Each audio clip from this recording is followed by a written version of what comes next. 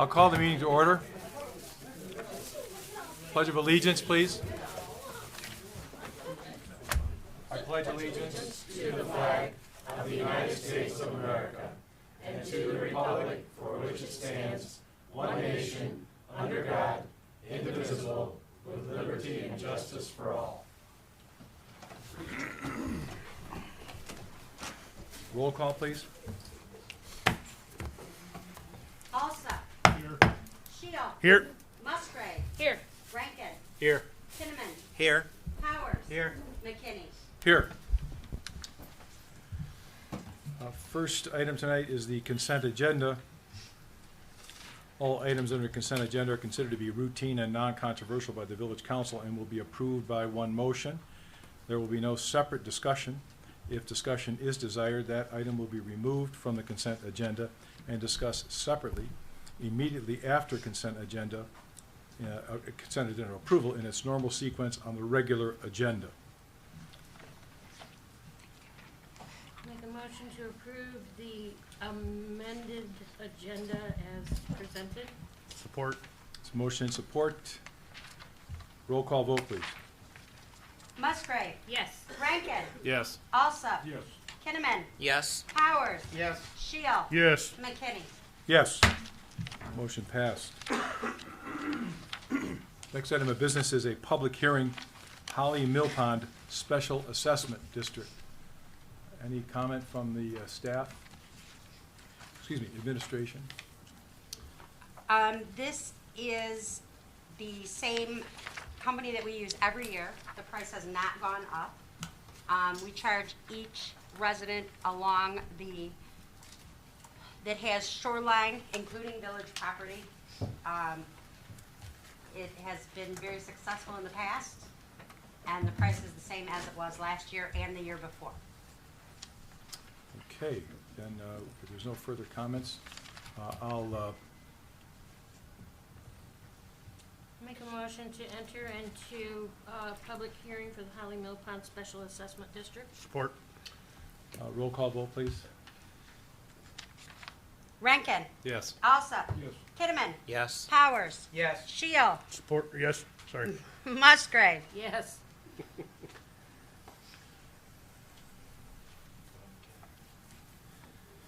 I'll vote Forgot I'll one. vote yes. I'll vote yes, if you'll ask me. And What's it, McKinney. And McKinney. Oh, McKinney. Yes. I'm opening the public hearing at 7:04 PM. Anyone for public hearing? Mr. Clark? Jim Clark, 314 Hadley Street. I need to be careful here because I've got a 1994 history of the mill pond written by Joe Mishler, and he's just informed me that's been updated a couple of times since. But he says on the first page here that Ira Elger moved to the Holly area in 1836, which might have been the year Michigan became a state. He built a grist mill and a sawmill, and in 1843, 177 years ago, he dammed up the Shiawassee River. And that was the focus of this community for about the first 75 years or so. I got here about 30 years ago, shortly after the village council had done a lake study and had approved funding to do weed harvesting on the pond for a couple years. The first couple years I was here, it was great. They harvested the weeds, the water was clear, everything was fine, and then one year they stopped. What happened was it was a warm summer. We got a mat of rotting weeds on the surface, which sucked the oxygen out of the water, and we had a massive fish kill.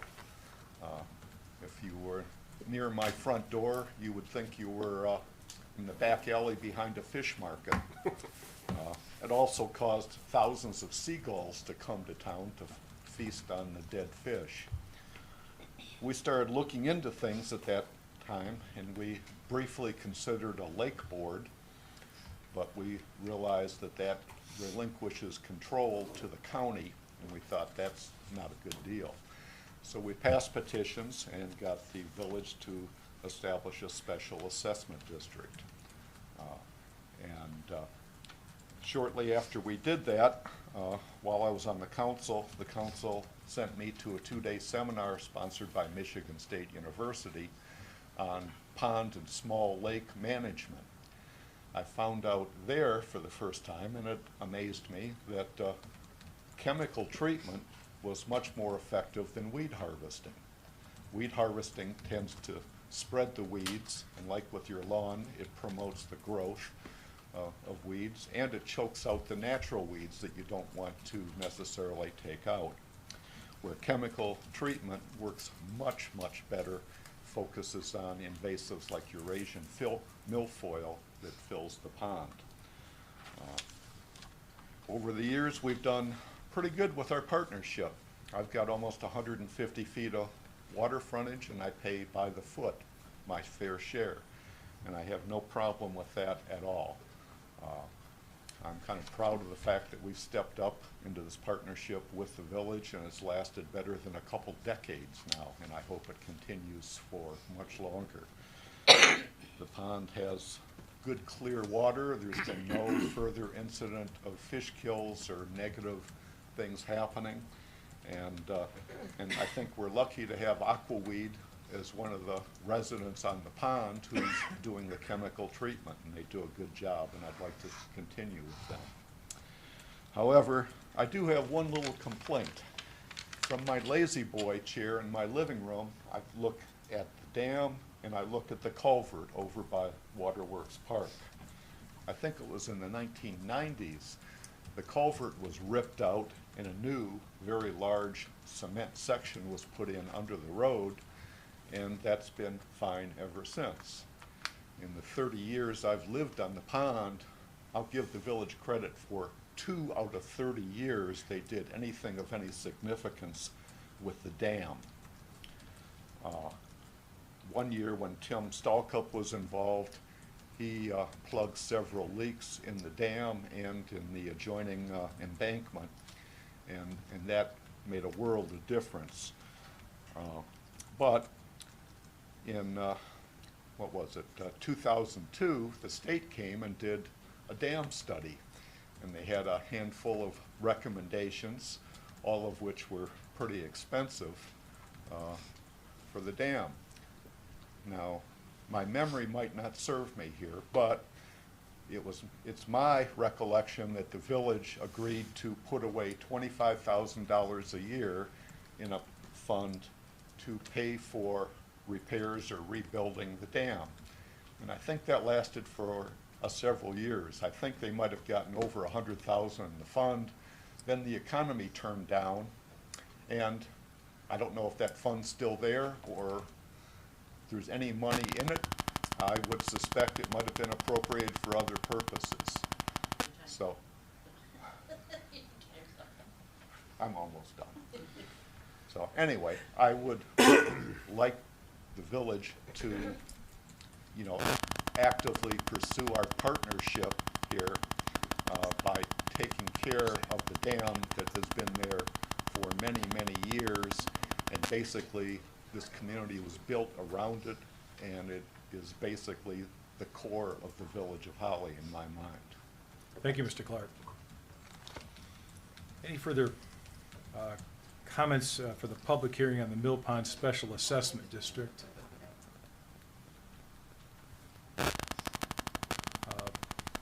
Hearing none, seeing none, I will close the public hearing at 7:10.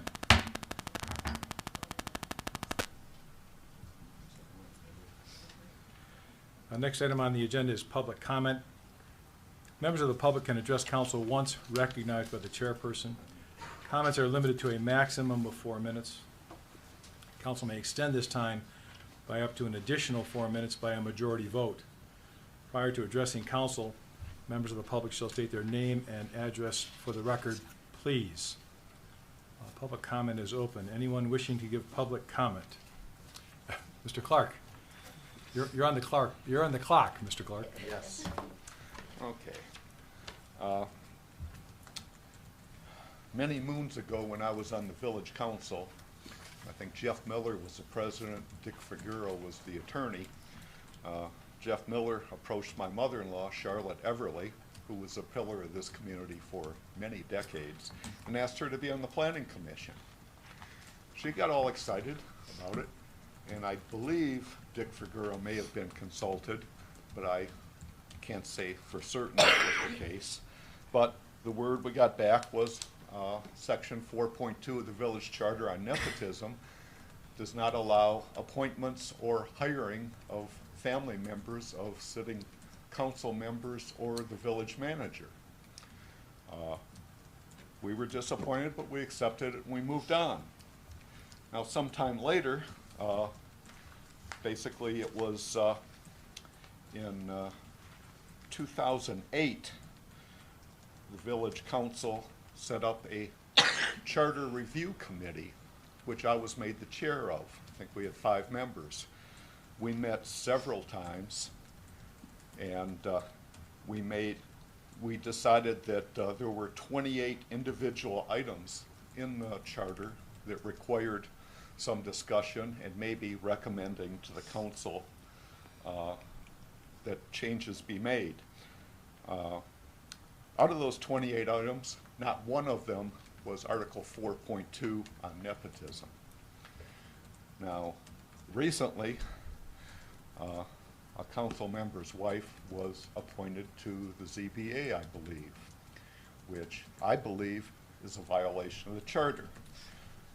Last week, I was given an opinion from the village attorney, Michael Gildner, whose mentor was Dick Figura. And in this page-and-a-half long opinion, he says, well, since Section 4.2 does not define a point of office, it doesn't apply. And I think we have a situation now where if most people read the charter, they would think that family members of sitting council should not be on committees or receive appointments or be hired by the village. So we have at least the appearance on the surface of a conflict with the established village charter. Now, when I read this opinion, I first laughed, and then I thought, well, maybe the village attorney was giving marching orders to justify that recent appointment to the ZBA, in which case he put this together, and his logic doesn't quite follow, but it's there, and he supports that appointment. My next thought was, it's been 30 or 40 years at least since the village has changed attorneys, and it might be time to consider that. Thank you. Thank you, Mr. Clark. Any further citizens for public comment? Yes, ma'am. Good evening. Good evening. Shauna Campbell, 4261 Grange Hall Road. First of all, nothing personal, okay? Just to state that fact. It was how the voting went and the way it happened that I do not like. I think when they started working on the building, there was no council meeting, there was no voting, so it was pretty much a done deal. And you still opened it up for village comments when you had the council meeting, but you guys didn't take into effect everybody's opinions, the residents, because it was pretty much a done deal, and it saddens my heart that it seems that the public opinion doesn't matter. And that's where my issue is that why do we even have a council if public opinion doesn't matter? So I just want to appeal to you guys to, from now on out, if it's already a done deal, why open it up for a public discussion? Just vote, because obviously the public opinion doesn't matter. But I wish and hope that in the future that public opinions do matter and that you guys consider every aspect of a job in a building or whatever happens and not just one person's wishes. Thank you. Thank you. Any further public comment? Mr. Feeney?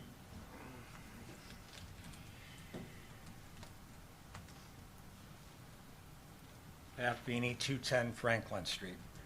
My first question is, and this is something that I think I've tried to get, I've emailed a couple council members, and actually Mr. Shields, the only person from the council I actually got to speak to about it. And this is very direct, and this has nothing to do about the merits of the project or anything else. It is just a direct question, and that is there an agreement for it to use Cyclone Park for the College Street project as overflow? Do we have a written agreement? Do we have any kind of agreement whatsoever? I would like to, find out an answer on that tonight. And here's something I want to make very important. If it's a yes, that should have been decided by the council, not by an employee of the village. And what you should have had was a meeting, special meeting, a hearing, because that is public property. So I'm going to take by the reaction that there might be something in the works there. And the fact of the matter is, it's your responsibility to bring to the public any use of public property like that, any change. I think you're hoping for the best for this project going forward, so it's going to be a permanent change, I would think. And that should have been decided by you, not by any employee of the village that brings it in front of you, and it should be made public if that is the case. Second point concerning that, anybody that's on the council should disclose to the public during this time tonight of any connections that they have with the parties. Now, I understand we live in a small town, and it's impossible not to run across and do business with different people and that. But when it comes down to special circumstances, if I'm going to a gas station, I'm buying gas, and there's something that comes up, I totally understand. You can't avoid that. But if you were to store something on the property of that gas station, and that's not part of their regular business, and that's something that should be disclosed. Doesn't disqualify you from things, but it should be made public. And also, any kind of relationship that any family member has with the applicant for this variance on that. And 2 years ago, when the property, I might be wrong about the dates, how long ago about the property, when it was bought, I passed out a letter to the local residents stating that, keep an eye out because this could be something that could be moved along very quickly. And I'm looking, there's 40 members that were on there. I happened to be lectured by an employee of this village about how I was interfering with those individuals using their property. But if you look at the timeline right now, this is moving very quickly. Why? That would be my question on it. And here is a question here real quickly. Why was this on the agenda when last Thursday is when they were still talking about it? And last but not least, on a different topic, I see on here you have a proposal to test the Falk Road dump. As a trustee of the township, I'm very happy to see that, and I would encourage you to pass that. The concerns of the people on Falk Road and what's going on there, and for the greater community, I think need to be addressed. And I would really appreciate you guys passing that along and getting it tested. Thank you. Thank you, Mr. Feeney. Any further public comment? Sherilyn Everly. I'm Sherilyn Everly from 314 Hadley Street, and I just want to go back to the nepotism clause again. As I remember it, we sat in the audience, and my mother was there all ready to be appointed, and Mr. Figueroa said it couldn't happen. So we were embarrassed, but we didn't go find somebody to, quite frankly, do some kind of a semantic circus to make this fit. That clause very clearly says there are appointees and there are employees who carry out the business of the village, and that their relatives should not be appointed or employed. It's real simple. It doesn't need any more explanation than that. And to do anything different is violating the charter and your oath to uphold the charter. Oh, one more thing. And I'm running for township supervisor, and one of the reasons I'm running is because of the nepotism that goes on in the township. And I've been holding up the charter of the village as, oh, look how ironclad this is, and our experience has been that my dear mother couldn't even be appointed. And then to find out that that's not the case is a tad bit embarrassing as well. Thank you, Cheryl Lynn. Any further public comment? Mr. Mishler?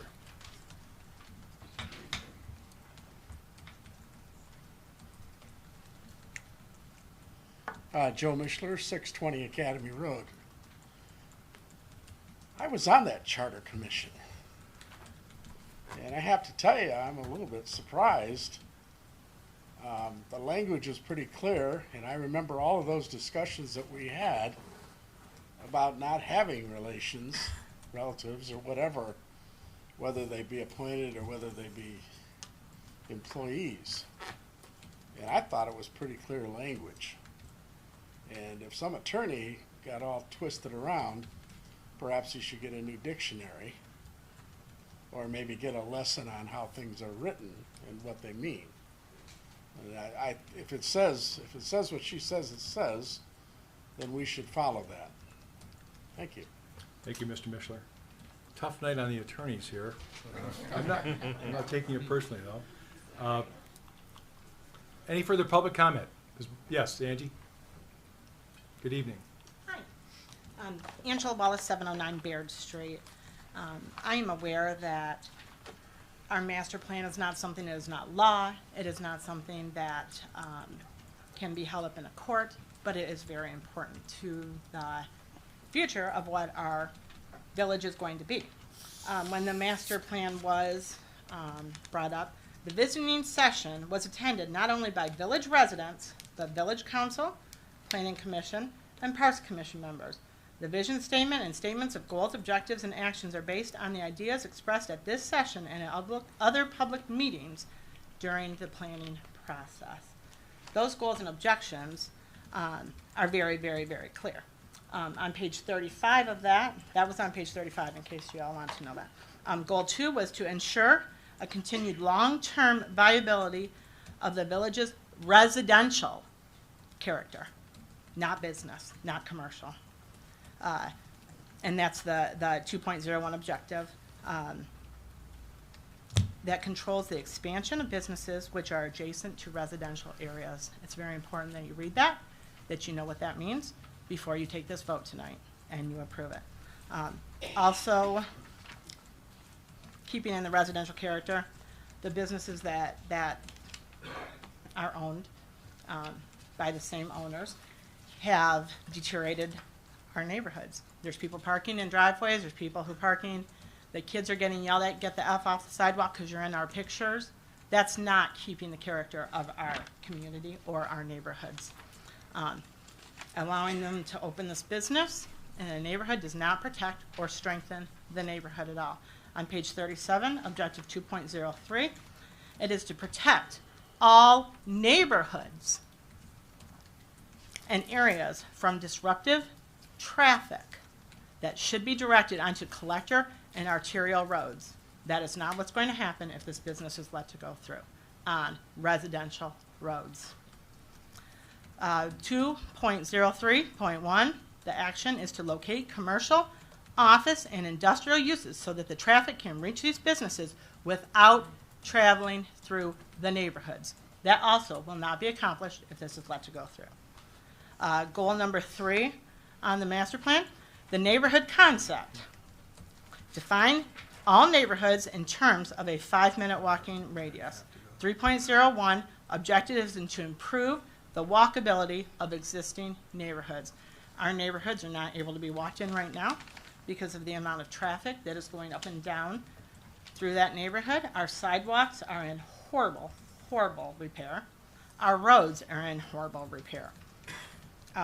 If we allow 200 to 300 more cars to come through on a daily basis, or even on a weekly basis, monthly basis, 1,200 more cars, that's going to deteriorate our roads even faster.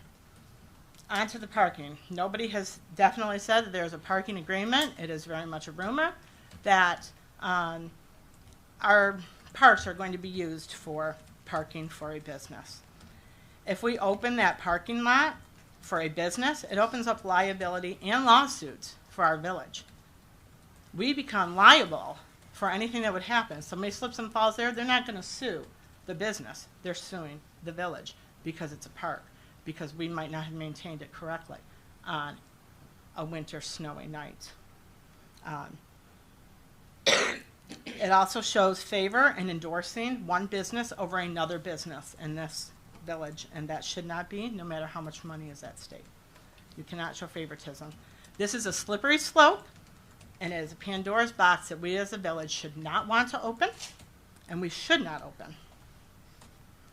Lack of planning on her business part should not constitute an emergency on the part of our village, and it should not become the village's responsibility or the park's responsibility. For all these reasons, I'm asking you to not allow this. Here's pictures for you of our road. This is Beard Street.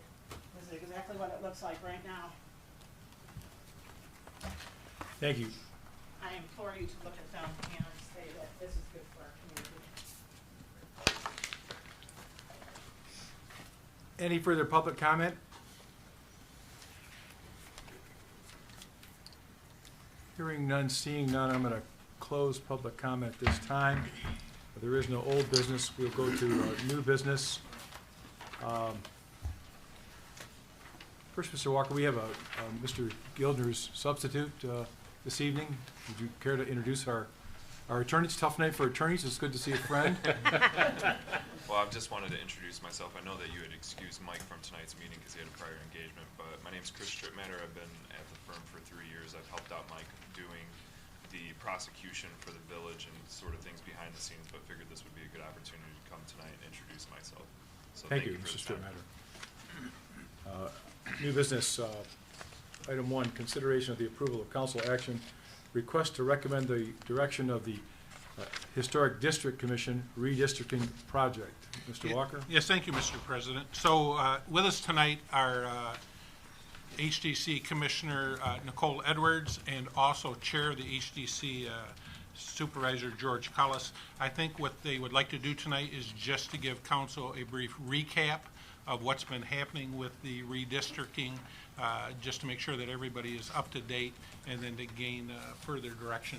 So really, Mr. Cullis and Ms. Edwards, if you could take the podium.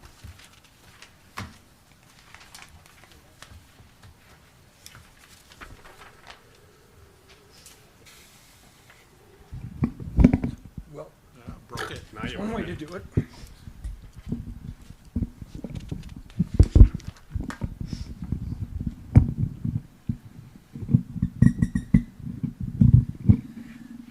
George Cullis, 601 East Maple Street. The reason we're in front of you tonight is this is an issue that goes back 5 presidents for this council. Mr. Perkins, Mr. Bladzik, Mr. Hughes, and Miller. Jeff Miller. I'm sorry? I said Miller. Yeah, and Jeff Miller. This was a project that was started while he was president, and it came to the forefront because the historic districts that are in the village, there are 3 of them, if I'm not mistaken. I thought there were 2 in it. Okay, 2 or 3. Seemed to me I remember seeing 3, but anyway. It was determined that there were some issues there. They didn't meet the requirements of the Secretary of the Interior. So we started a project to look at the districts. We had a meeting where Mr. Walker, Mr. Joe Mishler, Mr. Miller, myself, and then Ardith Reagan, we had a meeting in Lansing with the Michigan Historic Preservation there and talked about this. And it was felt that the commission should work on looking at the district and forming a committee and moving forward on that. Over the last several years, at that time Nancy Rebar was the head of the commission. If we didn't have an application in front of the commission, then we didn't have a meeting. And with the economy where it was, we went for a couple of years with only having a sporadic meeting, maybe once or twice. And the work on this project didn't get done because of that. It also took the appointed committee, I think about 1.5 years to do their work as well. So here we are some 5, 6, 7 years later, looking at this project. We have a full commission right now. We were getting ready to move forward. And I felt that it was important to come back because there's nobody on this board that was on the board originally when this started. Debbie, do you remember, were you there when Jeff was there? Okay, I didn't think so. I said you'd have been the only one. I came right after. Yeah, that's what I thought. So we wanted to bring that forward. Nicole's got some information on the process. She will go through that, but we wanted to get some direction from the council. So, Nicole? Hi, Nicole Edwards, 217 Cockshaw. So I know in the call to action it details there was a vote made in 2014 to create a study commission for the historic district to expand the boundaries. And then there was a report submitted in 2016 by that study commission. There was no resolution by the council at that time, and we just need direction to move forward. I can say that our current district is set up based on parcel numbers within the village. That's totally appropriate. But for state guidelines, they do request it to be a boundary type situation. So to update our paperwork, we do need to go through the formal study process, submit that paperwork to the state, and then we can apply for to become a certified local government, which opens up opportunities for grant money, which would help the Holly Depot project. So we're just looking to move forward with the project. I believe that a new study group needs to be formed at this time. That's all. Thank you, Mr. Any Cullis. questions? Thank you, Nicole. Thank you, Mr. Cullis. Any questions of either Mr. Cullis or Nicole? So if you're talking about establishing a study group, are there certain requirements or certain office holders or individuals in the community that should make up that study group? Yes. What's the So- plan for that, Right. or the So- recommendation? So our ordinance says that a study committee can be formed at any time to review the boundaries, and the state of Michigan on establishing local historic districts, that's published by the state. Their recommendation is that if a community already has a designated local historic district and wishes to establish a new one, it is acceptable to have a representative from the HDC serve on the Historic District Study Committee. However, it is not recommended that the two bodies be made up of exactly the same members. So the HDC couldn't be the study committee. Okay, So and there- that's the only. That's the only kind of rule specific to that. So, there would, a member from the HDC could serve as the chair or a member of the study committee. And then, So are you bringing a recommendation of 5 people, a committee that consists of a certain number of individuals, a makeup, do you have a more detailed recommendation, is what I'm probably asking. yes. So our charter says that forming new committees, I believe it's 7 members. Okay. Or 9 members, so it is specific in the ordinance as far as the rules that we follow for creating a new study group. Good. Okay. So my impression of this, their request for our recommendation is that currently we already have a historic district that serves a purpose, and it is a valid historic district, even though it's in 2 sections and that sort of thing. But as far as the state is concerned, they want one contiguous or several contiguous areas that are historic districts, and they are not based strictly on parcel numbers and an opt-in or an opt-out option. So I think what the HDC is looking from us is, do we want them to expend all this effort to put together a committee, restudy all of the properties, and create this one contiguous historic district, or do we just rather leave it as it is and not put forth that much energy and then not be eligible for the grants that are available through the state? Well, Does that sound about right? I do agree that the layout currently is a little It's spotty. hodgepodge. Well, it is, yeah, literally. If it, and that to restructure that, would be correct. But what it sounds like we cannot do is just have the historical committee Right. do that work. Right, but We need to commission a study group to create a new historical district. I don't know that we need to come up with those people. I think the HDC could designate their own study committee, and it would just have to be other people outside of the HDC that also have an interest in Okay. the historic district. So, Yes, no? I did I'm- wanna- I'm- Well, I I'm- did want to clarify one thing. The district as it had set didn't meet the requirements of the Secretary of the Interior. Right. So part of this will put it Right. within those parameters. The second Correct. thing, you made the statement that a new committee would restudy the homes. It's not a question of restudying the study. The first committee is complete to a point. They didn't finish the job. Okay, so Because we weren't I able to. misspoke. So we need to reappoint the committee, because I think there's only one person left in the community that was on that committee from back then. Oh, then there's two, you and Sue Les.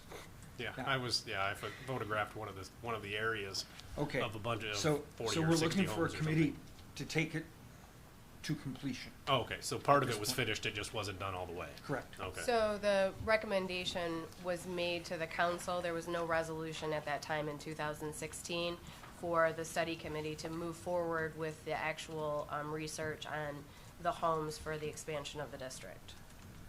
And one of you had a recommendation that the commission could form that committee. We would just need that in a form of your motion tonight, giving us the authority to create it. I can read Because the the- code right Mr. here. Walker, I was to say the code, I think, puts it in. I have one question Yes. of George and Nicole. You can have more than one, you want a contiguous district, You don't have to. We can have multiple districts. multiple districts. Yep, in, So you can in have different multiple districts. pockets, yep. So we You- can have the commercial district, we could have a residential district. You can have a mixed district, You could have a residential district on one side of town and another residential on the other side of town. so you can have more than one district. Correct. Okay. But you don't want just a parcel number constituting a portion of a district. Correct. You want contiguous properties. Yep, and there's supposed to be Boundary. historical data to match those Okay. properties. Can you show the map that we had drawn up? Maybe that'll give them Well, a better before we get idea. that far, Mr. Walker, my understanding is that we're to consider this information presented tonight and, if warranted, refer the matter back to the Historic District Commission to select a representative for a study committee. Yes, and that would only be if you wanted to establish that study committee. So you could refer it back for them to select their own member. In addition, as was suggested, you could have them select their own study committee, not made up of themselves, except for the one member. And we have problems with certification at a state level and at a federal level. Correct. Okay. So, and as a result of that, certain grant money is not available. Correct. My recollection is that when they started the historic district, there were low-interest loans in addition to grant money. Right, some of that got removed when the economy went down. Governor Snyder removed that. They are currently working on the tax credits in the legislature. I've been to Lansing and testified twice on that. We then had election, things had to start over, but that's still moving through the House.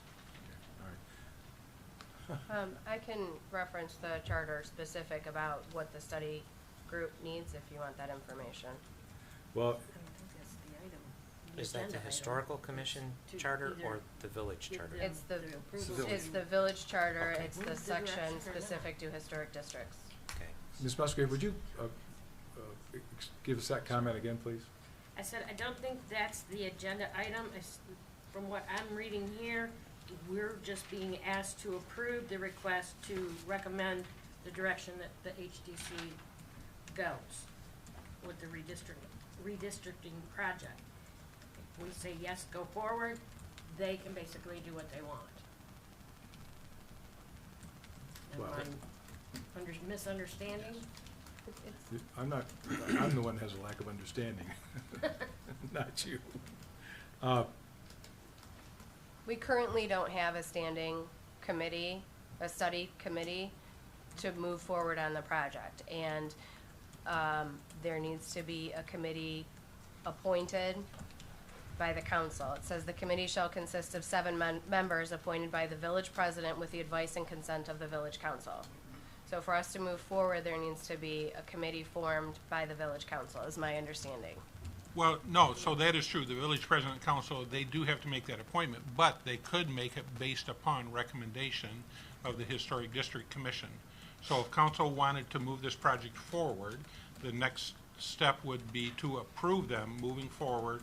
A natural step of that would be to form this study committee, and the council could state that they are letting the HDC bring forth recommendation for members. Now, when that recommendation comes forward, council, the village president, with council's approval, always has a prerogative to say, we want to add this person specific or persons to the recommendation. Just because the HDC brings a recommendation doesn't mean that you have to wholesale approve it. You could add other people if you chose to. Thank you very much, Nicole. You're welcome. You may have more questions. Don't. I brought my research. So, what is the pleasure of council with regard to the proposal of referring this back to the Historic District Commission to select a single representative for a study committee to be appointed by my office and the council? If that's a motion. That's not. What's your pleasure is a question. That to me clears up what we are asking for, or being asked to do. Right. My understanding is that we're being asked, do we want them to continue with this project of creating a district that will satisfy the state and federal guidelines for a historic district, or do we want to just keep our historic district the way it is and not be eligible for the loans and the grants and enforce whatever regulations that we have created for our historic district ourselves and just keep it the way that it is, basically? Either we go forward or we keep it the same. How about this? How about I make a motion that council approves the recommendation for the HDC to create whatever, or this study group that they want, and then bring it back to council for approval by the president. I'll support that. Okay. Motion support to direct the Historic District Commission to select a representative and come back with nominees, I suppose, for For the study committee. consideration by the village president and the village council. Clear as mud? Clear. There's the bell. Makes sense to me. I like that. A motion, there's motion support. Any further discussion, any further questions of our representatives? No. Roll call vote, please. Alsop. Yes. Kinnaman. Yes. Powers. Yes. Shield.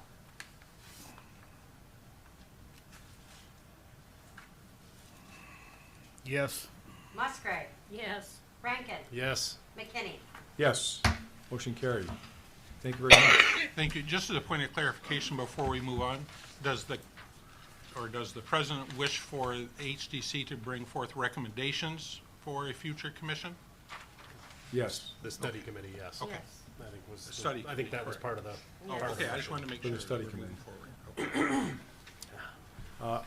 Item 2 under new business, consideration of the approval of council action to authorize the village manager to execute a school resource officer agreement with Holly Area Schools. Mr. Walker? Yes, thank you. So currently, the Holly Police Department and the village does have an agreement for one school resource officer, and that school resource officer has been in place for a number of years. The program has itself, and it's been very successful. The school district, under the leadership of Superintendent Mr. Roper, they desire to establish a second school resource officer position. Not that there are any huge issues, but I think it's more of providing that excellent learning environment for the students. And they wish that partnership with the village again implementing a second school resource officer. In the agreement that's currently being crafted, and there is a draft agreement, although it's not quite done,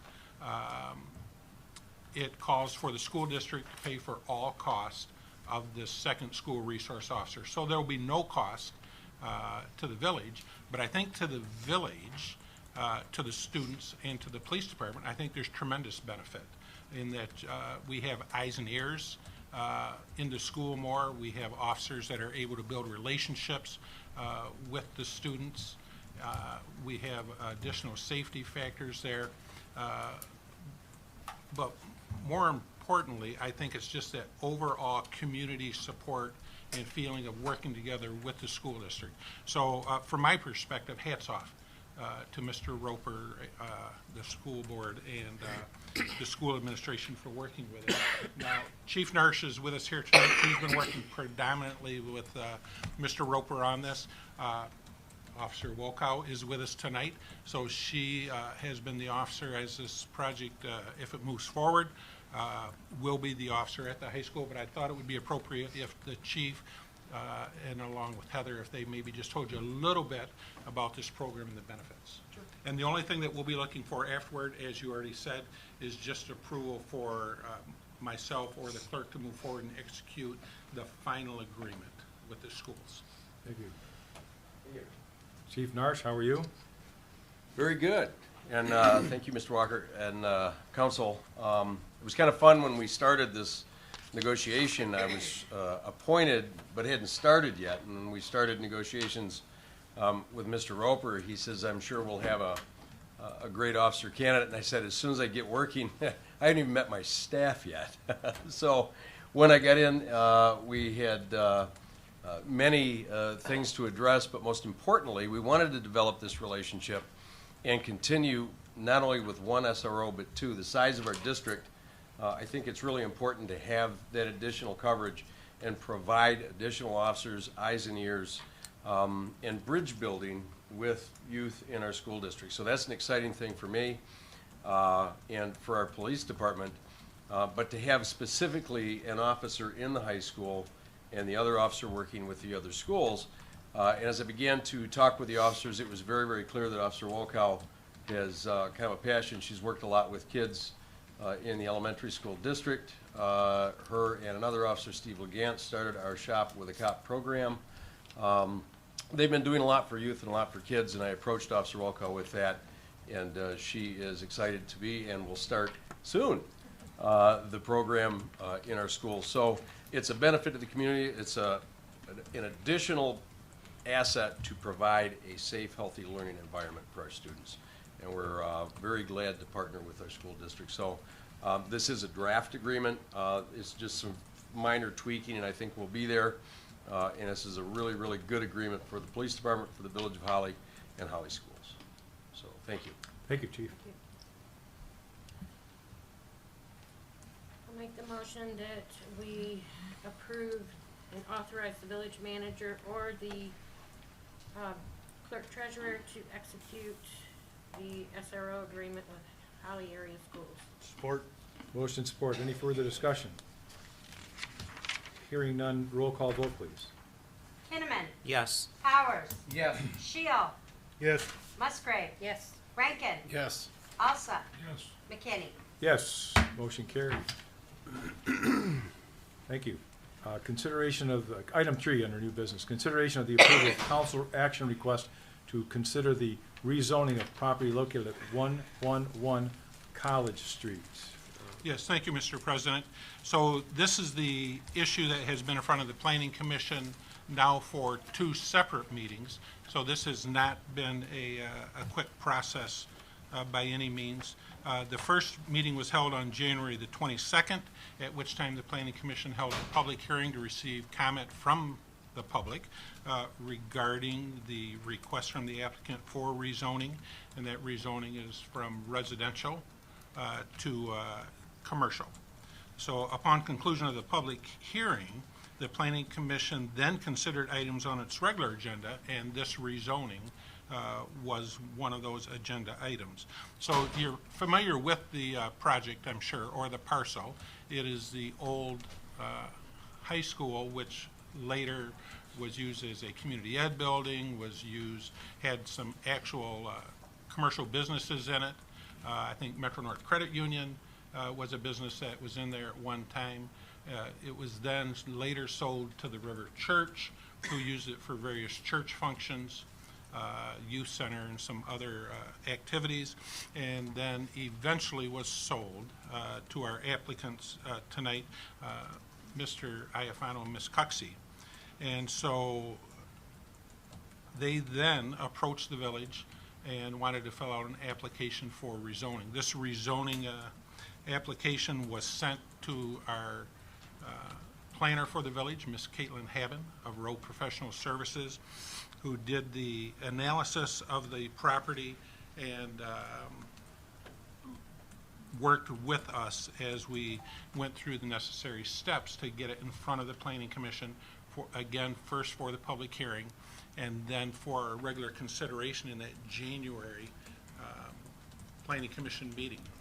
During the Planning Commission meeting, there was a lot of discussion back and forth. The applicants made presentation. There were comments from the public on both sides of the issue, actually. And then at one point in the meeting, the applicants offered to put some conditions on their request for rezoning. And so then this moves then to a different step in the process, and it's called conditional rezoning. So in conditional rezoning, it's not proper or allowed for the Planning Commission to place conditions on the applicant, not just for this project, but for any project that's in that conditional rezoning state, nor the council to put conditions on. This has to be a voluntary action of the applicant. And so the applicants during that meeting, they hand wrote out voluntary concessions that they were offering to be considered in a conditional rezoning status. And so you have a copy of those conditional rezoning offers that the applicant made.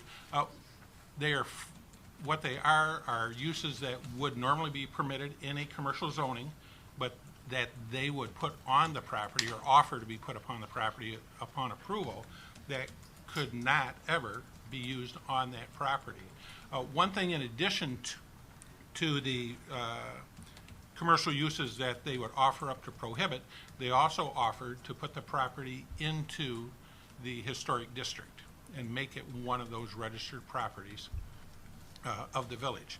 So I think that's significant in itself, in that the building itself is a pretty significant building to the community, with its prior uses and being a former school in the Holly Area School District. And without it being in the district, that means that anyone who purchased the property could demolish any portions of the building, or they could add on to the building and disturb its character without any oversight or limitations on a historic perspective. And in fact, prior to the purchase of the properties, staff met with several people who were tire kickers on the property, but 3 specifically who were interested. One of those interested parties wanted to convert it into apartments. One of those interested parties wanted to demolish the entire building and build single-family homes. Another of the interested parties wanted to demolish just the lower levels of the building, maintain the 2-story portion for some type of use, and develop townhouses around the perimeter of the property. And so final analysis from all 3 of those developers was there was not adequate or any return on investment for those. So all 3 of those walked away that we know of. And so there were other people that looked at it but did not make any sense. So that's kind of the story of how we got to where we're at. Now, the Planning Commission, in that January 22nd Planning Commission meeting, they had the written notice from the applicants as far as what they would offer up as conditional rezoning concessions. The Planning Commission chose to have the applicants prepare a more formal document, and that's what you have in your packet tonight, is you have that typed document with the concessions offered along with their signature on that. And so the next step then would be to have it at a future meeting. So the applicants requested a future meeting. So the first one was on January 22nd.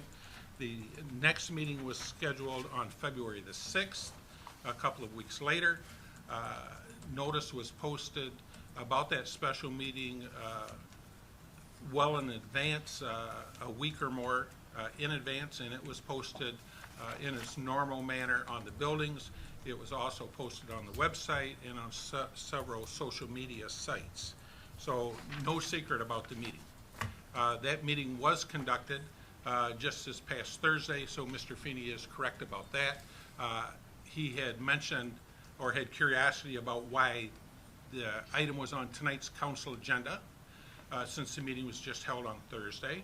And the reason that it was on tonight's agenda was because regardless if the Planning Commission recommended to approve a positive recommendation to the council for rezoning, or if they recommended not to approve, the item still has to come to the council. Because pursuant to the zoning ordinance, it is the council's decision on rezoning. So the Planning Commission plays a very important part in the whole process, and I think they did an excellent job in fielding comments from the community, hearing all sides of the arguments or presentations, working with the applicant on the conditional rezoning concessions, because the Planning Commission could have just accepted that handwritten concession, kind of informal in nature on that first meeting, but they chose not to. And by not doing that, the process became a little more formalized. It provided more opportunity for people in the community to ask questions about the process and how things worked with that. And in fact, we had several people from the neighborhood and from other parts of the village contact the village staff and talk with either myself or Assistant Manager Katie Golden or the office staff, and just talk about the process and why do things happen like they do, and where is this going. And so we went through all of those. So at the conclusion of the February 6th meeting, the lone agenda item was, what recommendation would the Planning Commission give?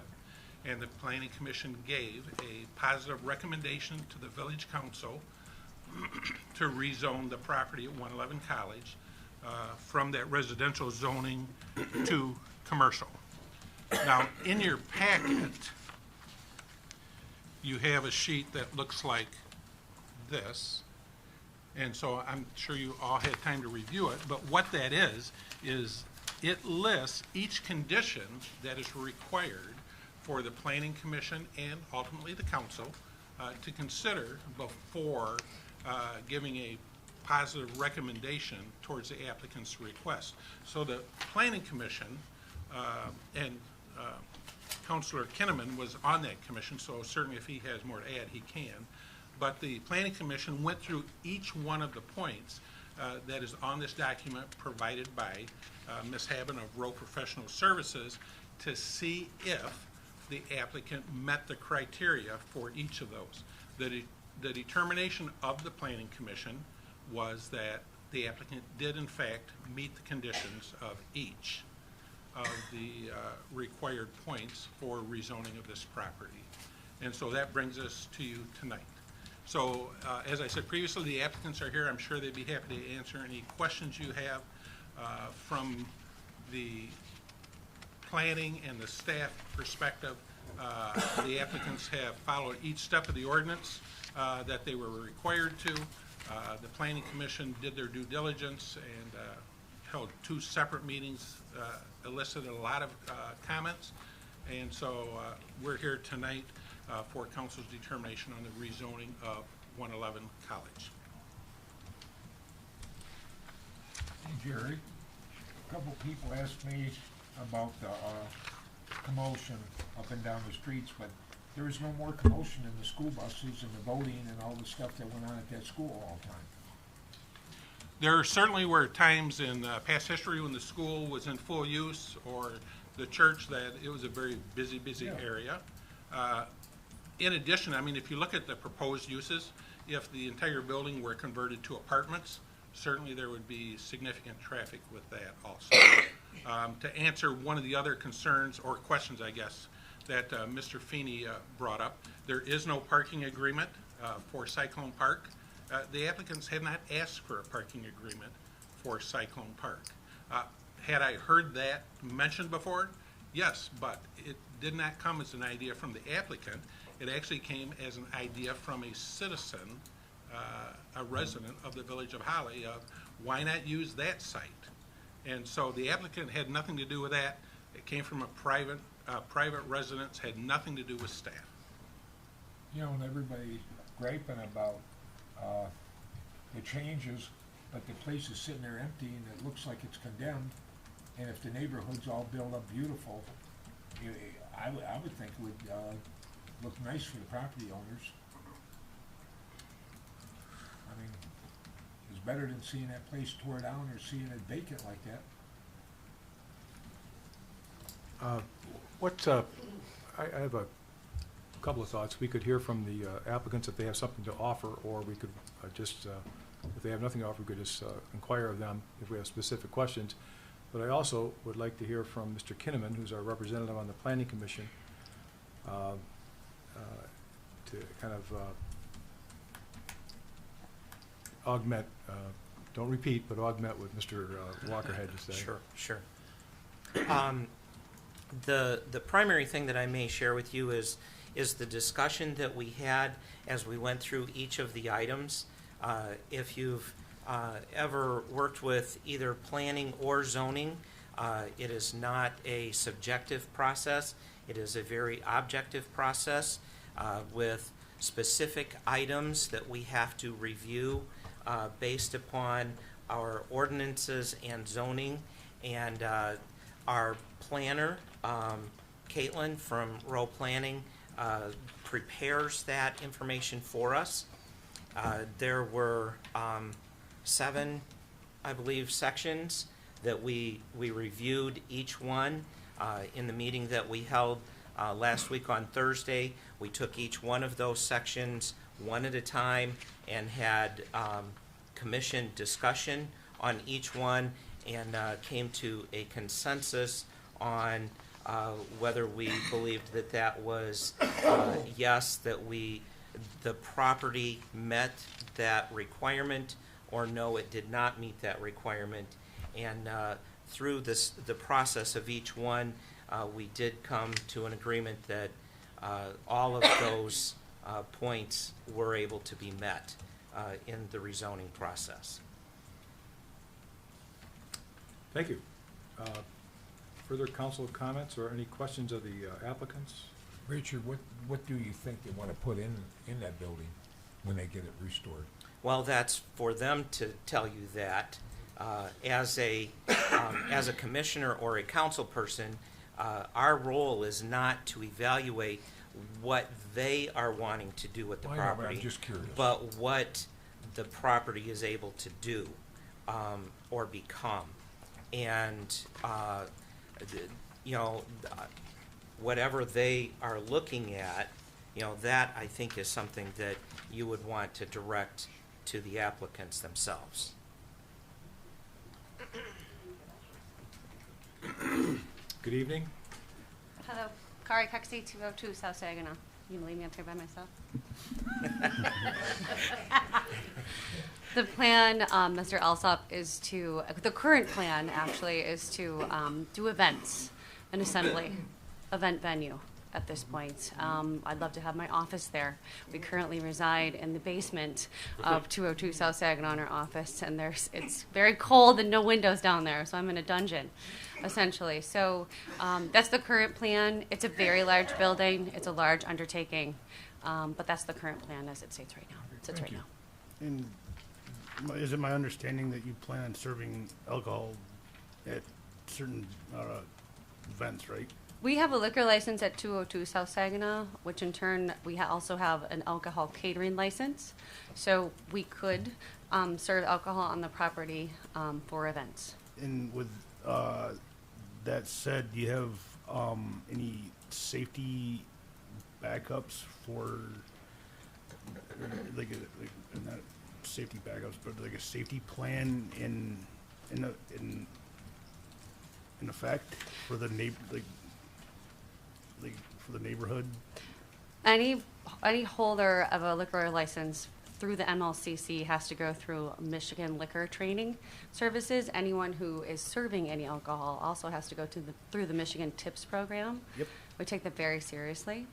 I'd also just like to address, just for public and everyone asking, that every single person who we ever do an event with, any host is what they're called, essentially in our agreement, we require them to have an event liability insurance policy.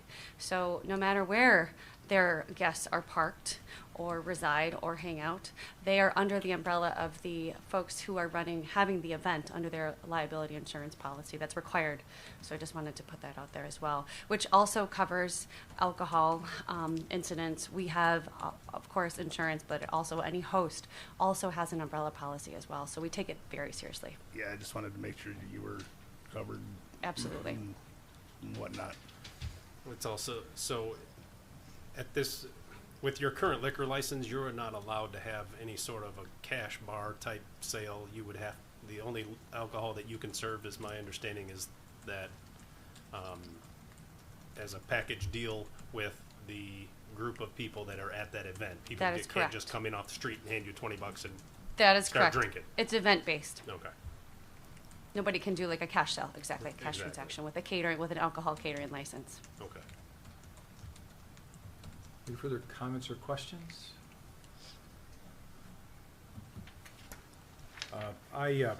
The record that we're acting upon is the planner's analysis and the record from both planning commission meetings, January 22nd and February 6th.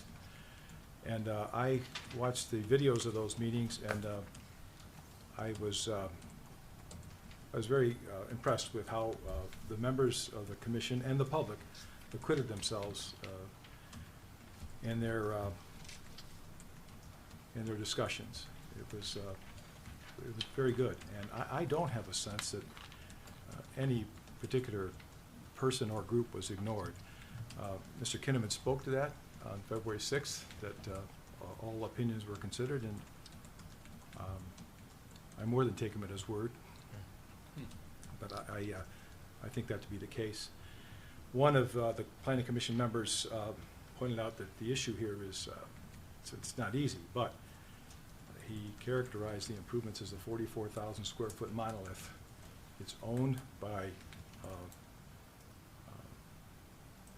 the owner, and the owner has rights. Now, there has to be a balance, and typically we work to find a balance when there are conflict of rights, and that's a lot of what zoning regulation is.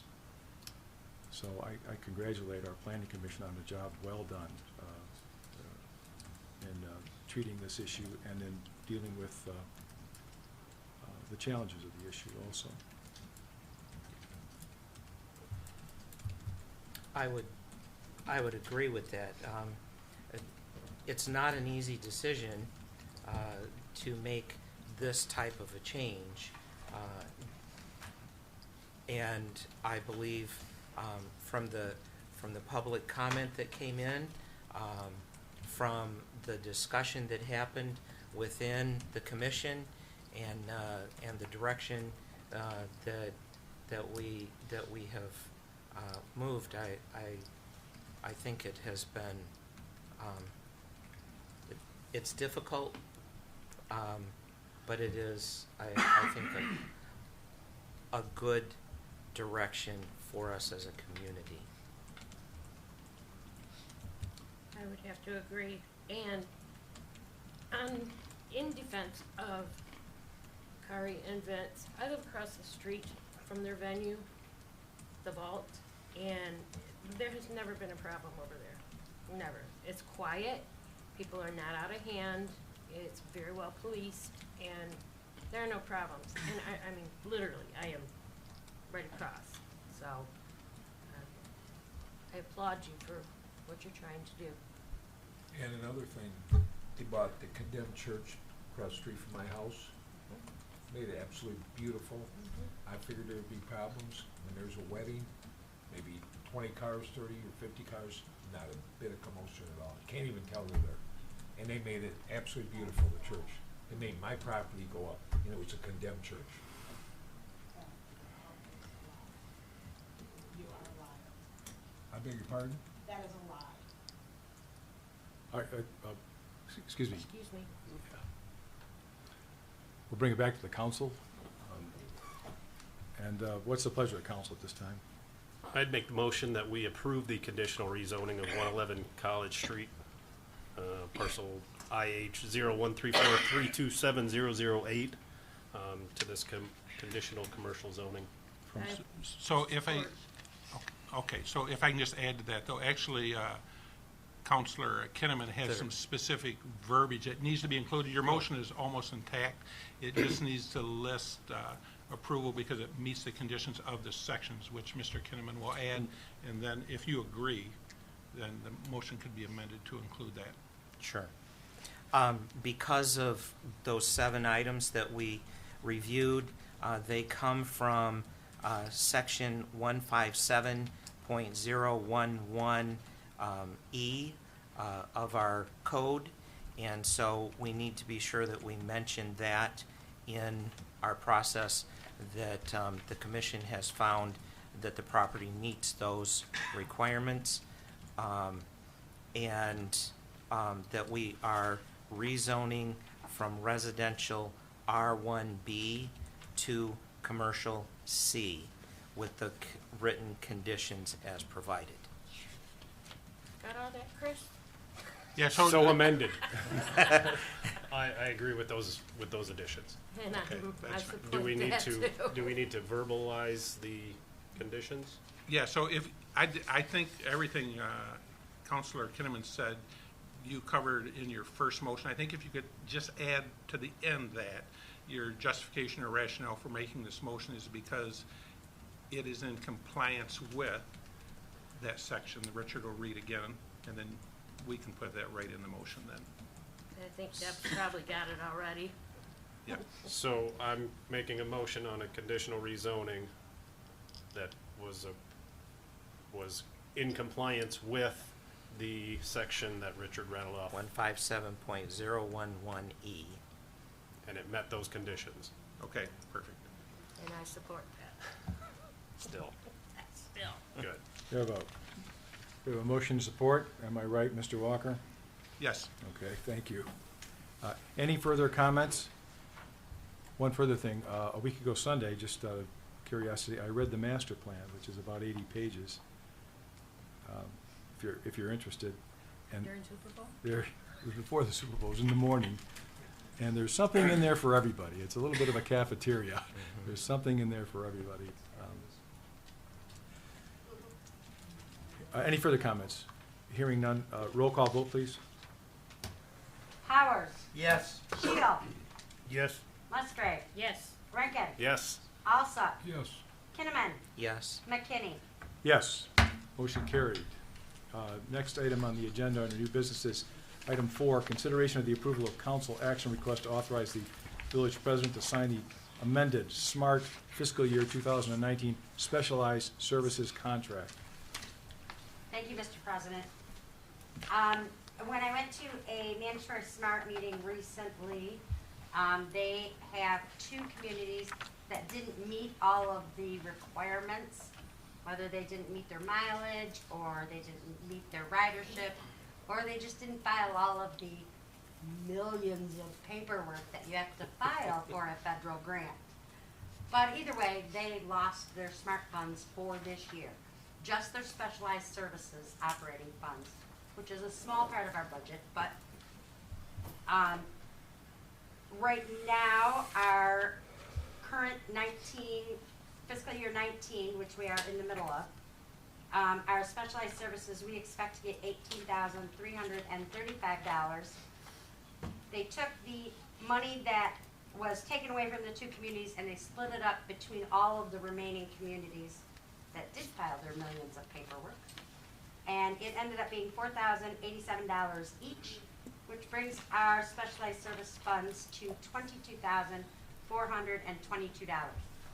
We're always over budget in that anyway, and we take out a fund balance, so this will just mean that we will be less over budget this year. SMART requires that the contract be signed by the village president and executed by the village clerk treasurer. So I'm asking council to authorize the amendment to the contract because the budget amount has changed, and allow the village president to sign it and me to execute it. I'll make that motion. Support. We like more money. I didn't think you'd turn it down, There's but. there's motion support. Any further questions or discussion on this matter? Hearing none, roll call vote, please. Shield. Yes. Musgrave. Yes. Rankin. Yes. Alsop. Sorry. Kinnaman. Yes. Powers. Yes. McKinney. Yes, motion carried. And I'm going to sign that contract now. Thank you, sir.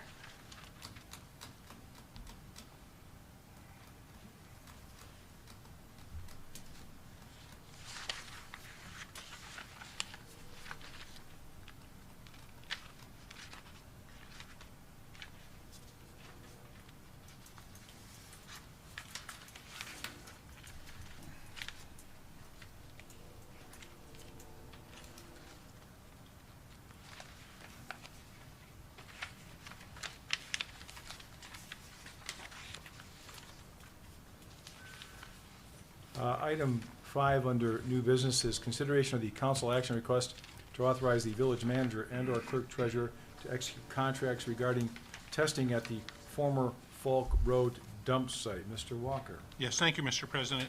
Utilities Director Clausen, Clerk Treasurer Bigger, and myself have been in discussions with Eagle, formerly the MDEQ, regarding our former dump site that the village owns off Falk Road. That's a 40-acre parcel or piece of property that the village owns. About 9 acres of that was used for municipal dump. That municipal dump was closed in 1970, so it's been 50 years since it's been closed. It's been a number of years since there's been testing on the site. Recently, the village, was contacted by Eagle, the DEQ, regarding testing of that site. And so we've had a couple of phone conferences with representatives from Eagle. We also drove to Lansing last week, the three of us, to meet with representatives from Eagle, from Lara, Senator Ruth Johnson, Representative Mike Mueller, and representatives from Holly Township were there, and then some residents that live on Falk Road to just discuss the issue of the dump site, but also there was discussion at that time about the Holly Hills Trailer Park or mobile home community that the developers are looking at expanding. There has been some discussion by others, not anybody in the village, that perhaps this environmental issue could be used to block expansion of Holly Hills mobile home community. The village and staff, we have no interest. We have no dog in that fight as far as blocking expansion of the mobile home community. We do recognize, though, that we own the dump site. And so the DEQ has verbally asked us if we would do some sampling on the site. There are currently 11 test wells that were previously installed. And so they asked if we would do some testing on that site, sampling. And so when Eagle asks, it's not really an ask. And so we are working towards that process. We have contacted a couple of different environmental companies who could do this work. We have not received any quotes back from them, but I thought it prudent at this point to get authorization from council to proceed with at least a base amount of $10,000. Do I think $10,000 will be the last expenditure on this project? Not by any means. But I can't tell you what it will be. But again, we recognize our ownership. We recognize our responsibilities. We have always done the right thing. We're looking to do that again. We just want to make sure that the issues stay separate from the expansion of the mobile home community and the dump site. And so what I'm asking for tonight is authorization from council, once we receive quotes or bids, to enter into an agreement for sampling of that site as recommended by Eagle. I do have one question. Was this recommendation, I guess, what was the form of the recommendation? Was it, hey, maybe you guys should take a look at that, or was it, we're going to ask you to take a look at this? So, because I'm expecting a formal request in the future, and well, I just wonder if maybe we should wait for that, or well, so interesting. So the discussion kind of went like this: is Mr. Walker, we would like to have you have that site tested for sampling. You have the wells out there, and then we can all get together and talk after that. And so, being inquisitive like I am, I said, "What if we don't do it?" And they said, well, let's hope we don't have to have that discussion and move forward. And so that's what we did. But as I said before, I mean, we recognize, I was curious to see if they were going to issue anything formal. At this time, my feeling is no. My feeling also is if we didn't do anything, that we would in fact get that. And so we've always been cooperative with the DEQ. We have a great relationship. Utilities Director Clausen, you know, he does a lot of sampling already for our water treatment plant and for the wastewater treatment plant. He has an excellent record, as did Mr. Stalkup, with the with Eagle, and so we look to continue that positive relationship with them and move forward. So this is not really something that we have a choice on, but did they order or demand that we do it at this time? No. Is it the right thing to do? Yes. Okay. Can I ask you, is there a reason, or, I mean, is Eagle going around to all these areas that have had past dump sites and requiring them, or did this come about as a result of something else? No, actually, the village, along with Eagle and a couple of other regulatory agencies, received a letter from an attorney from a law firm out of Detroit, which was directed or contracted by Supervisor Cullis of Holly Township. Thank you. So this wasn't part of a routine audit of a former dump site? No. That isn't what precipitated it. And there's been no green ooze coming out on Falk Road that precipitated the inquiry. It was the letter. No. Pardon? No. It was not the letter? Oh, no, that's what precipitated the Yeah. letter. green No, ooze. no, there was no green ooze or other chemical. Or similar, but we learned, you can't risk things, so we have to move forward. No, absolutely. And as we spoke with Eagle, you know, once a concern is raised to them, regardless of who raises the concern, they have a duty to follow through, just as the village does. And as I've said a couple times already, I mean, we recognize our ownership and our responsibility, and we're willing to move forward. so there is We're not already trying to hide anything at all. there are already monitoring wells on the property, aren't There are, they just haven't been sampled in many years, probably close to do 20, we know if 25 they're years. viable, or is that what we have to go through and That's determine? part of this initial testing. Okay. Now, we do know, I mean, that there were water sampling of a private well right next to the property last year. Yeah. And it came back clear with no contaminant from the dump site. So we're hopeful, and we believe that that'll be the same. They're going to do some additional sampling. The DEQ actually contracts with the Oakland County Water Resource Commission to do that sampling. They're going to do some more sampling this spring. Will they be sampling other properties surrounding They will. the Yeah, so other our household? responsibility is the former dump site. They will be sampling private wells. Perfect. Right. Mr. Walker, when will we have a sense of the additional cost? Not until a consultant gets in there and really looks. I mean, if those 11 wells are adequate to use as sampling, certainly that will decrease the cost. But if they have to drill more wells, then there's that possibility. When we were in our meeting or on the phone with representatives from Eagle, I asked them if in fact all 11 wells were adequate, then they sampled and came back clear, would that be the end of testing? And they said, probably not. So where does it end? I mean, who knows? We won't really know until we get some consultants on site, they start doing the testing. Director Clausen talked with representatives from Eagle about, so the dump site was closed in 1970, some 50 years ago. It's been a number of years since it was tested. What steps have to be gone through to completely close the site and kind of give the all clear for everything? And of course, none of those answers are possible until testing is done. So basically, we could be spending buku money if for some reason we have to have more wells drilled. And So there. going forward. Yeah, so there is no testing, but there is no way of determining what all the testing is going to cost or what all the procedures are going to be until we get in and start with the processes. And so that's why I came to you tonight to ask for at least this preliminary authorization. So once we get some bids, we can start some work, knowing that our next council meeting, although we could call a special meeting, is a month away from tonight. Basically, it sounds like we have to do this. Pardon me? Sounds like we have to do this if Eagle is That is, asking that of us, yeah, that is Eagle's request. or suggesting. I'll make the motion Suggesting. that we authorize the village manager and or clerk treasurer to execute contracts regarding testing at the former Hawk Road dump site. Thank you. Did you want to put an amount on that?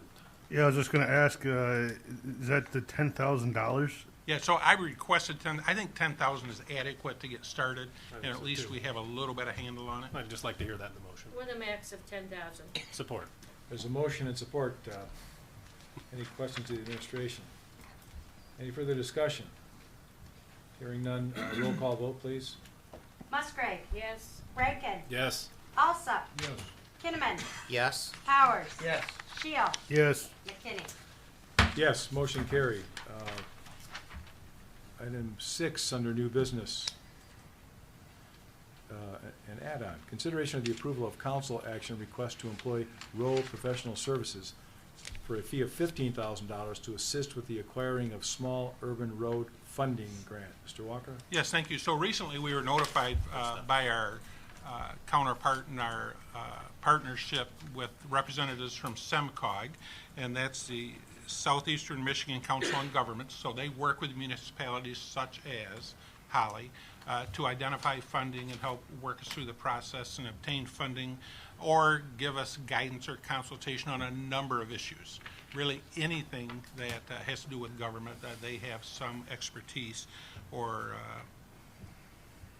partnership that they can offer to us. So they notified us that the village was eligible to receive $375,000 in small urban road funding in fiscal year 2020, an additional $375,000 in year 2022.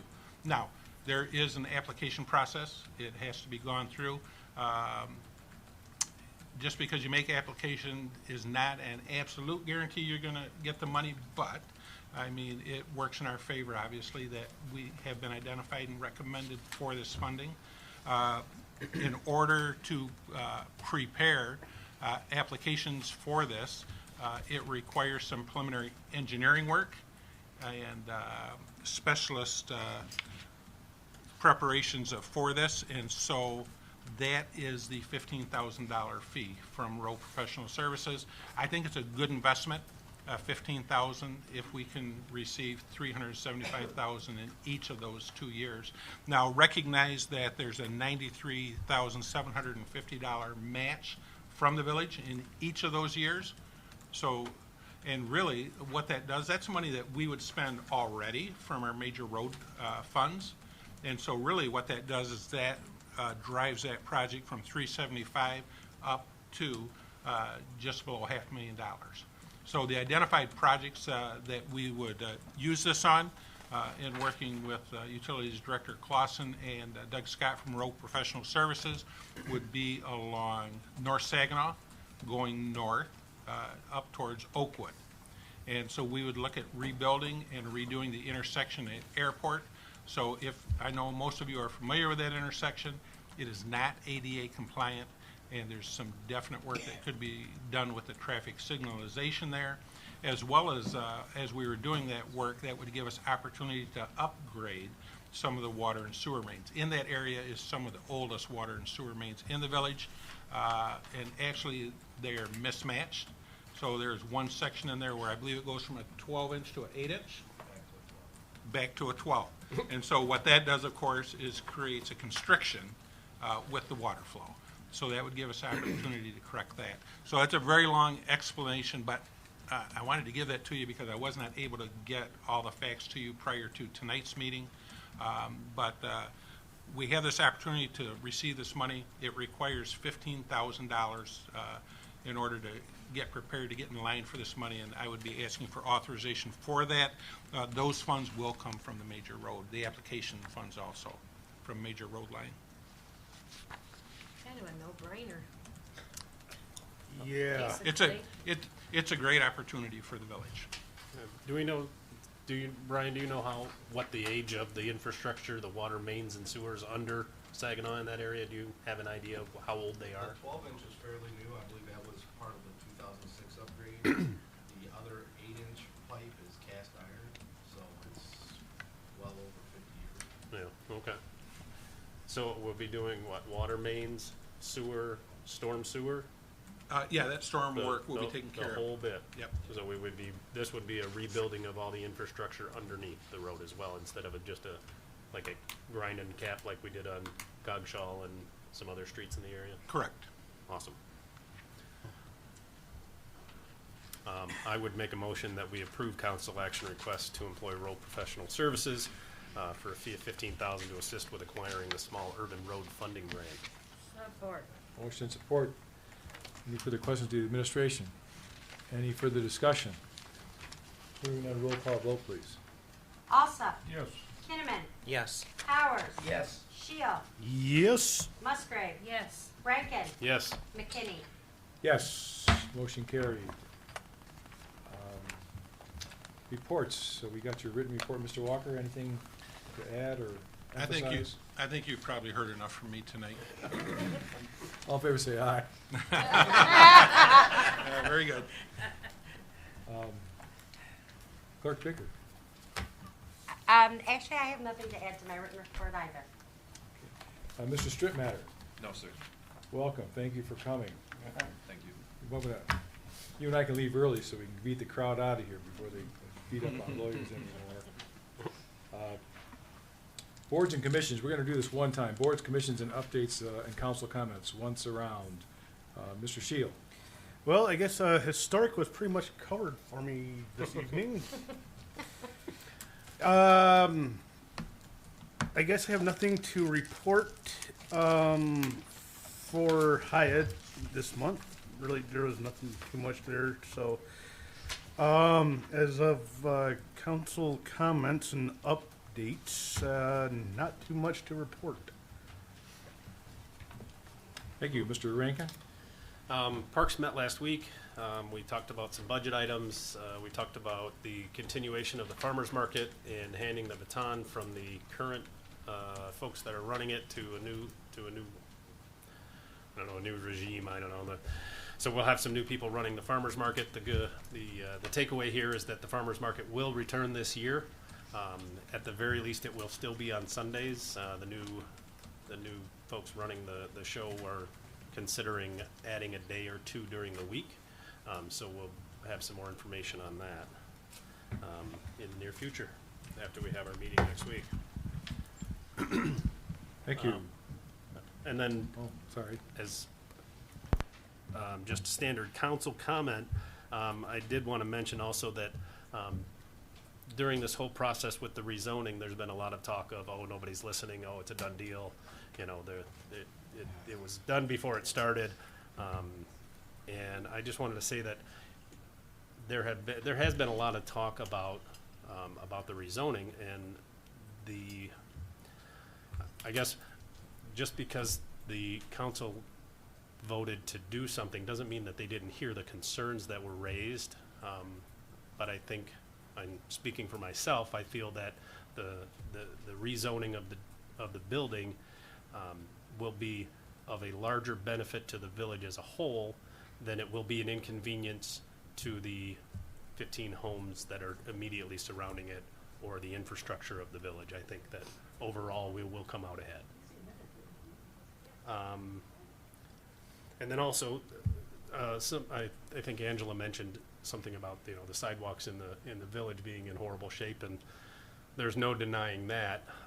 But I just want everybody to be aware that part of the reason of that is because the homeowners are responsible for those sidewalks, and we do a shared cost agreement with the homeowners in the village. So while on the one hand the village can walk around and say, you have to fix your sidewalk, I think the village has a little bit of empathy for the homeowner and the cost that will incur upon them to be forced to fix that sidewalk. And so there's a little bit of a compassion issue there, so it's difficult to, you know, say that, yes, we want our sidewalks to be perfect, and yes, you have to pay to fix it, when we understand that it's a financial burden on the homeowner. So that's part of the reason why maybe we don't force the sidewalks to be repaired as quickly and as well as they should. So that's all I have. Thank you, Mr. Rankin. Mr. Alsop? Nothing on the zoning board, but I got a couple council comments. A lot of people call my house about that building on the old school, and you guys were the only ones staying tall enough to do anything with it. 50 years went by, nobody did anything with it. It's fallen down, and that's why I voted the way I did, because it's going to look nicer with what you spend in there than being empty and all condemned. I know people are going to be mad at me, but I made my decision. Anything further, Mr. Alsop? I'm done. Okay, thank you. Ms. Musgrave? No, I already made my comments. I applaud Vince and Kari for what they are trying to accomplish here, and can't say enough good things. Thank you. Thank you. Mr. Kinnaman? We looked at the major of what the last month or so has been with planning. We do as well continue to work on the new master plan and that process. We are about halfway through that process, so we still have several months to go on it. We recently had an open house to review, for the public to review the current process where we're at, some things, and I believe we had a good turnout for that. Other than that, that's it for the Planning Commission. Two things, two dates coming up this month that I would like to mention. One of them is February 25th in the evening. I believe that's 5 to 7 p.m. No, it's 4 to 7 p.m. at the Holly Middle School. The Road Commission will, Oakland County Road Commission will have an open house for the public to come and see what the plans are for North Holly Road. The project there will begin when school gets out and run through mid to late fall before it is completely finished.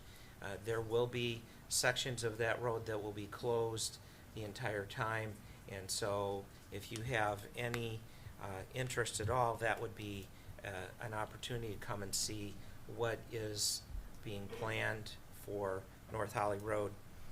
And then on Thursday night, the 27th, beginning at 6 p.m., will be the State of the Community addresses by Mr. McKinney, as well as Supervisor Cullis, the supervisor from Rose Township, and also Groveland, the school superintendent, as well as some other individuals that have been invited to come and give an update of what is happening. That will take place here at the Carl Richter Building in the cafeteria commons, beginning at 6 p.m. on that Thursday night. What date was that? 27, Thursday the 27th. The Dean of Municipal Officials, Colin Walls from Springfield Township, will be there. He's not Thursday able the to make this Oh, one. well, Colin I'm will not not going be able either to make then. it. 27th of February, February. yes. Mhm. 6 PM, Ryan. Anything further, Mr. Kevin? That would be it. Thank you. Mr. Powers? Just want to comment about the Pins for Parks. It was a huge success. It was a sellout. We had one team not show up, but it was sold out. It was a lot of fun. Next year we're planning on bigger and better and raising a little bit more money.